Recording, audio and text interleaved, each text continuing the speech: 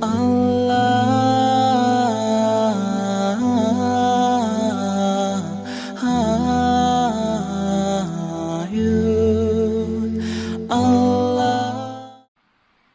beberapa bentuk salawat yang tersebar di masyarakat, yang bahkan mengalahkan salawat yang berasal dari Nabi SAW, itu perlu diluruskan. Kita ingin negeri kita bersalawat dengan salawat yang diajarkan Rasul SAW. Salawat yang paling baik. Yang pertama yang kita lihat ada salawat tibbil qulub, salawat obatnya hati.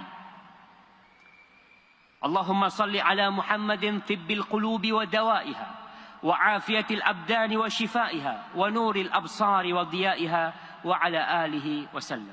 Ya Allah, berikan salawatmu kepada Muhammad alaihi salatu wasallam, obatnya hati, pengobatan buat hati. Kemudian beliau juga penyembuh buat badan kita, pemberi afiah buat badan kita. Beliau juga cahaya buat pandangan kita, buat keluarga, dan salam buat beliau SAW. Para ulama mengkoreksi. Yang pertama, salawat ini jelas bukan dari Rasul SAW. Nah, bukan dari Rasul SAW. Kalau bukan dari Rasul SAW, maka perlu dikoreksi. Ada apa nih? Kenapa kok ini lebih laris lagi dipakai oleh orang daripada salawat yang diajarkan Rasul SAW? Sebagian ulama mengatakan di sini ada pengkultusan Nabi yang tidak seharusnya. Nabi tidak mau dikultuskan. Posisi beliau adalah hamba dan utusan Allah sallallahu alaihi wasallam. Dikatakan di sini sebagai afiatul abdan. Nabi itu penyembuh badan. Nabi itu sebagai obat buat hati. Kita tahu Rasul sallallahu alaihi wasallam memang diutus rahmatan lil alamin. Tapi yang terbaik tetaplah kita baca yang diajarkan oleh Rasul sallallahu alaihi wasallam. Yang kedua yang banyak terkenal juga ada salawat Fatih.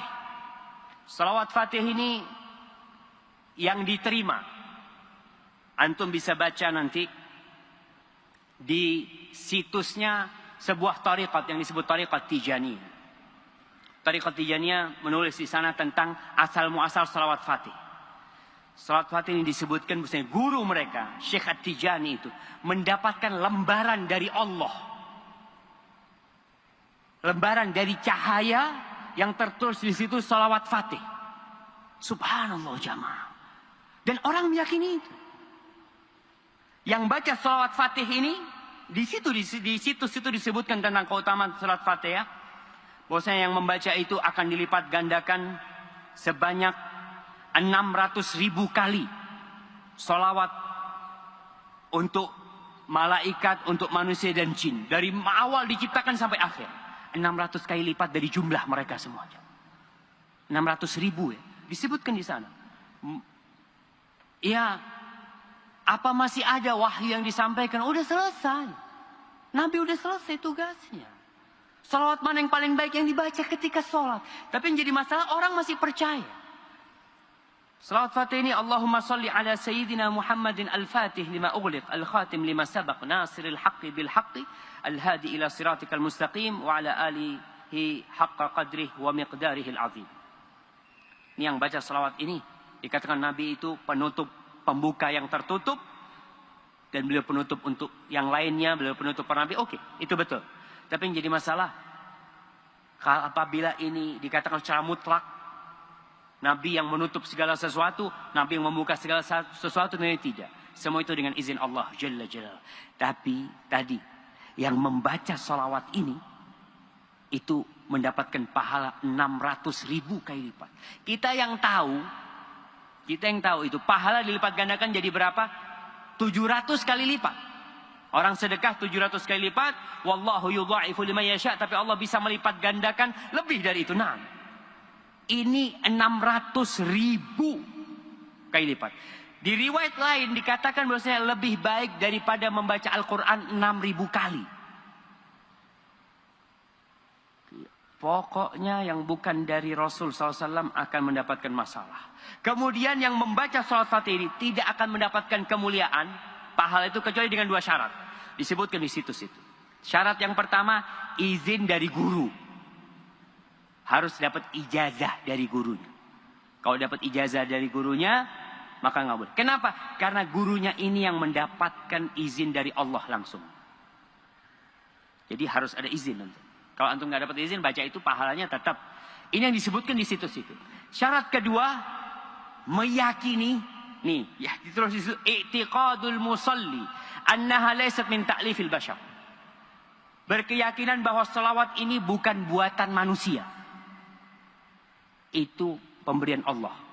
Wadzalika annal Qutbal Bakri radhiyallahu taala anhu tawajjaha ila Allah. Ini ceritakan bahwa gurunya itu mendapatkan ini dari Allah. Fi sahifatin min nur. Di lembaran dari cahaya tertulis dengan pena takdir.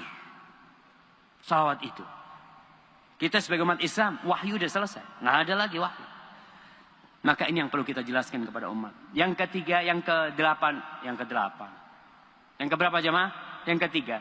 Ini sebagai penutup ceramah kita. Ada yang disebut salawat nariyah. Coba dikaji kembali itu salawat nariyah. Orang mengatakan barang siapa yang membaca salawat nariyah 4.444 kali. 4.440 kali akan diselesaikan urusannya. Masya Allah. Dimudahkan semua perkara dia. Dari mana nih dapatnya? Dan jelas ini bukan dari Rasul sallallahu alaihi wasallam. Kemudian di maknanya bermasalah. Sebagian bisa memberikan Nabi hak yang tidak untuk Nabi sallallahu alaihi wasallam. Di situ ada tawasul dengan zatun Nabi alaihi salatu wasallam dan masalah bertawasul dengan zatun Nabi dengan zat Rasul sallallahu alaihi wasallam. Yang sahih tidak boleh kita bertawasul dengan amal soleh. Apa salawat nariyah itu?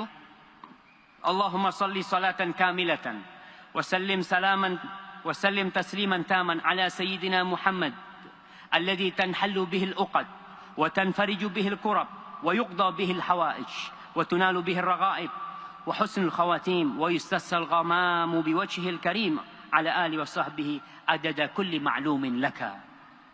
Ini salawat nariyah. Kalau kita mengatakan, nanti ada orang yang mengatakan, Ustaz, ada ulama-ulama yang membolehkan membaca itu. Taiblah. Kita ini daripada ribut, daripada umat Islam berpecah belah, kita ikut Rasul sallallahu alaihi wasallam. Udah capek umat Islam berpecah belah dengan masalah-masalah yang memang dipermasalahkan. Ketika kita ikut Rasul sallallahu alaihi wasallam, kita baca selawat Ibrahimiyah. Apa kau tidak yakin Ibrahimiyah lebih afdal dari ini? Apa kau mengatakan ini lebih afdal dari Ibrahimiyah? Maka tatkala itu kita akan bermasalah dengan Rasul SAW. Nabi yang mengajarkan kepada kita salawat Ibrahimiyah. Kemudian datang sebuah salawat. Bisa dikatakan lebih baik daripada salawat Nabi SAW. Apalagi artinya tadi itu.